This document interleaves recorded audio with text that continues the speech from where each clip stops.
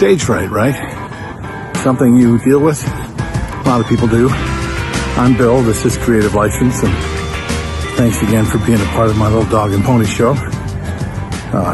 My sponsors are Electro Voice and Promo Only, DJ Event Planner and Disc Jockey News, Perfect Portals, and of course, I've got this workshop for people who want to be better masters of ceremonies and event hosts called The Entertainment Experience. Stage fright. Well, it can be a pretty paralyzing, can't it? It's a fear of what people are going to think. It's a fear that you might be looked down upon. Some of it comes from how you feel about others who speak and the judgments that you have that you now are wondering if people have about you. A lot of it has to do with the fact that the number one fear in the world is public speaking, and death is the only one that's comes a close second. So there you got that. But stage fright is a fear that you allow. And like I said, it can be paralyzing if you let it be. But the thing is that it doesn't have to. You get to choose whether or not the stage fright or the fear of what you're about to do takes over and allows you not to. It's like anything, right? I mean, first time you had to ride a bike, you were afraid of it until you did it, and then you did it again, and then you did it again until all of a sudden you figured it out, and then you weren't afraid anymore because you felt how natural it was. It's not that big of a deal. But it is just fear. There are some things you can do. There are some breathing exercises. If you haven't worked on some meditation can help.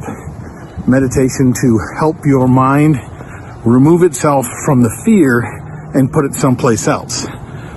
Once you take the stage, remembering what that thing is so you're not worried about the next thing. That's one way to do it. Another way is, I believe that the fear of going on stage is a language that you've given it. I'm afraid to do this. I'm scared to do this.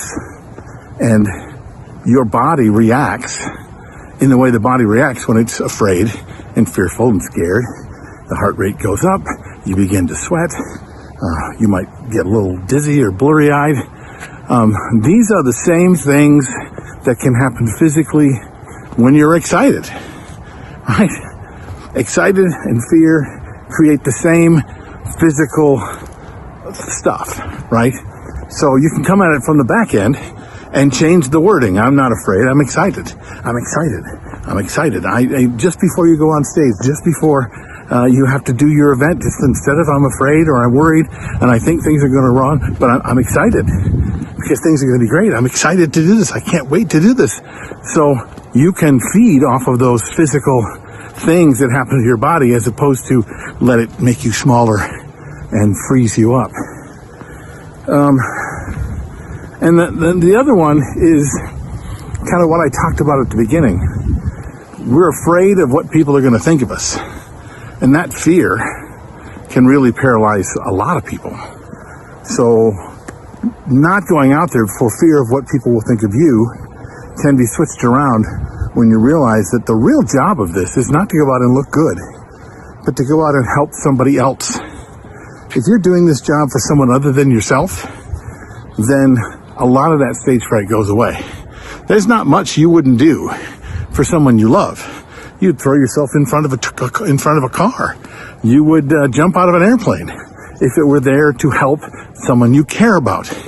Well, when you're going up on stage and all you're thinking about is how I look and what's going to happen and if I'm going to screw up and if I'm going to be this and if they're going to think this of me, then of course you're taking all of that stuff and putting it on yourself and you're going to have more fear. But if you can find a way to realize that the truth of what we do, especially what we do in a professional way, in a way that people will be amazed is that you forget about doing things for yourself and using all the skills that you have to do things for yourself. Now do it for them. You're out there to serve other people. And if you are out there with the idea that I'm serving others, as opposed to I'm getting out there to look cool and I'm not sure I'm going to look cool or I'm going to look stupid, then the fear can almost pretty much evaporate. Because now you just have these skills, these things you can do. You can talk on a mic, you can walk on a stage, you can play music. And as long as you're doing it for somebody else, then how you look, not going to freak you out as much. What do you think of this? Write your comments below. You got some ideas? I want to hear about them. This is Bill. This is Creative License, and I'll see you next week. Bye.